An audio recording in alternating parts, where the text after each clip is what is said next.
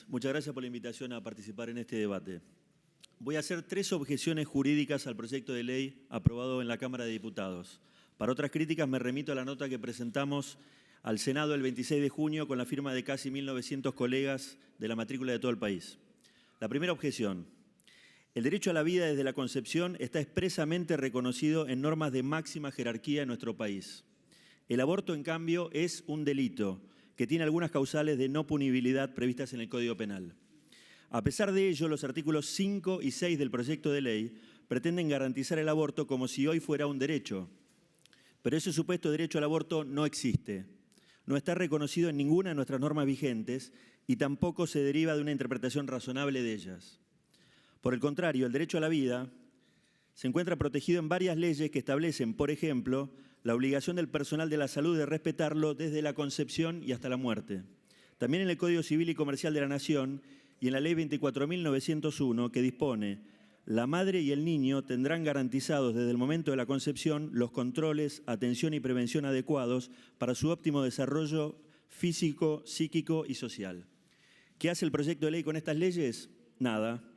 Ni siquiera las menciona para eventualmente derogarlas.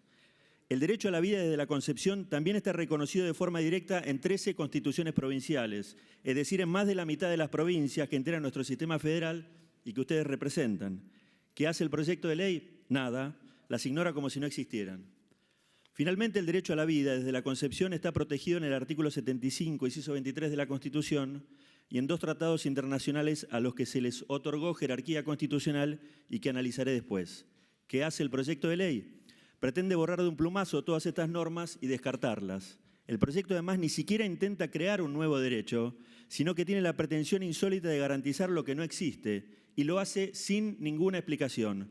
Apenas se limita en el artículo 6 a hacer una lista de otros derechos, esperando que creamos seriamente que el aborto surge de forma implícita de esa mágica enumeración. Segunda objeción. Después de imaginar ese supuesto derecho al aborto, el artículo 7 del proyecto pretende garantizarlo hasta la semana 14 inclusive del embarazo, sin restricciones y con el solo requerimiento de la mujer o persona gestante. Pero la Convención Americana sobre Derechos Humanos impide la legalización del aborto en la forma que el proyecto propone. ¿Por qué? Porque su artículo 1 no permite que la vida de una persona quede librada a la decisión arbitraria de otra. La Convención Americana establece una regla general, que es la protección a la vida a partir de la concepción, que puede tener excepciones. Sin embargo, la legalización del aborto, de forma irrestricta hasta la semana 14, inclusive del embarazo, no es una excepción a la regla, sino que pretende reemplazarla. Es la destrucción lisa y llana de esa regla.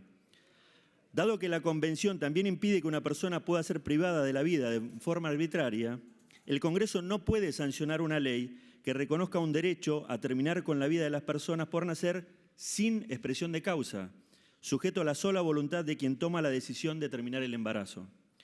De hecho, si aceptamos la legalización en la forma propuesta, el artículo 4.1 de la Convención pasaría a leerse así: el derecho a la vida de toda persona estará protegido por la ley y en general a partir de la semana 15 del proceso gestacional. A partir de esa semana nadie puede ser privado de la vida arbitrariamente. ¿Qué pasa con el fallo Artavia Murillo de la Corte Interamericana? No aplica a este caso. ¿Por qué?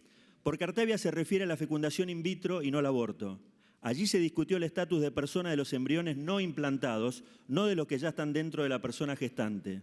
Pero aún si se lo considerara aplicable, arribaríamos a la misma conclusión. Y es que tal como lo explica el voto del juez Biogrossi, esta obligación negativa, es decir, la prohibición de poder privar de la vida a una persona de forma arbitraria, no estuvo en discusión en el caso Artavia. Tercera objeción. El proyecto de ley choca también frontalmente con la Convención sobre los Derechos del Niño. Recordemos que al momento de aprobar esta convención en 1990, el Congreso exigió una definición especial del término niño y lo hizo porque el Poder Ejecutivo advirtió en su mensaje de elevación que, y cito, esa declaración se hace necesaria ante la falta de precisión del texto de la Convención con respecto a la protección de las personas por nacer. Fin de la cita.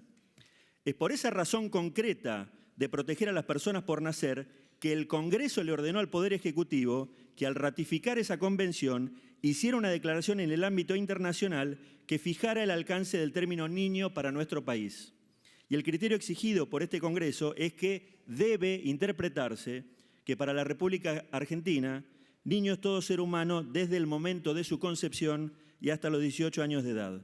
Así surge del artículo 2 de la Ley 23.849, que fue aprobada por unanimidad en ambas cámaras. A pesar de lo que dijo la Corte en el caso Fall, en donde ni siquiera se hizo un intento de análisis serio de la cuestión, es claro que la exigencia ordenada por este Congreso constituye una reserva. De hecho, cumple con todos los requisitos que requiere la Convención de Viena sobre el derecho de los tratados para ser considerada como tal.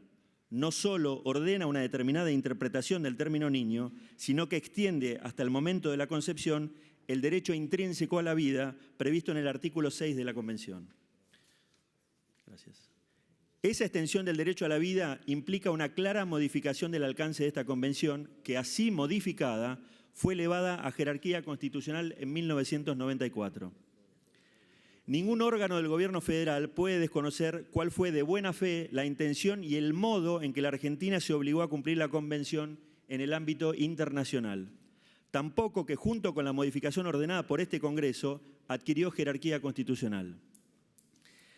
Esta modificación se torna aún más evidente cuando se la contrasta con las recomendaciones del Comité de Seguimiento de la Convención en materia de aborto. Obviamente, estas recomendaciones, formuladas varios años después de ratificada la Convención, no obligan a la Argentina. Por el contrario, contradicen frontalmente la forma en la que la Convención rige para nuestro país, tanto a nivel internacional como a nivel interno. Termino. Es evidente que el aborto no tiene consenso. Gran parte de los ciudadanos a los que ustedes representan están en claro desacuerdo con este proyecto de ley. Y las discusiones básicas de una sociedad no se zanjan con argumentos de autoridad de funcionarios internacionales, sino con decisiones soberanas del pueblo en su máxima expresión, es decir, a través del ejercicio del poder constituyente. Señores senadores, no aprueben este proyecto de ley, no convaliden un atropello a nuestro sistema constitucional. Muchas gracias.